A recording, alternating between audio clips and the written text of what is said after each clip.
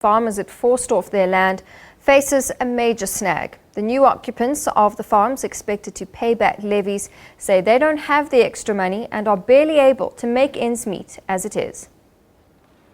I'm sorry, I've got a white skin, all right? But I know how to farm. Thousands of white farmers whose properties were expropriated during the land invasions have waited for up to 16 years for compensation. John Worsley Worswick, who was evicted from his farm in 2004, led the Justice for Agriculture, an organization that helped farmers sue Zimbabwe in international courts. I'm the legal rightful owner of this property until such time as I am compensated.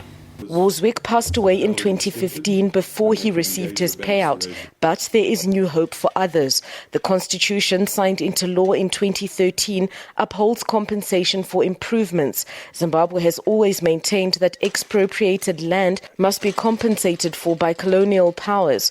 A document submitted to Parliament for approval this month proposes compensation for both, a marked shift from the previous policy.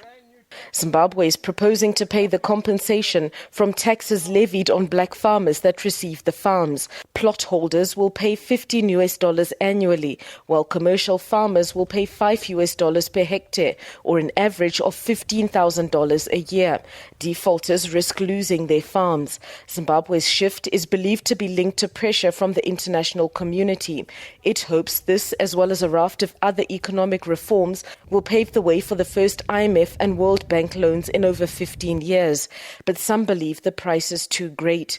New farmers are struggling to make ends meet as a result of lack of financing and 2 successive droughts. On the other hand, some white farmers say the levies will bring in less than $100 million a year, and that it could take up to 100 years for Zimbabwe to pay off the $10 billion that they believe they are owed.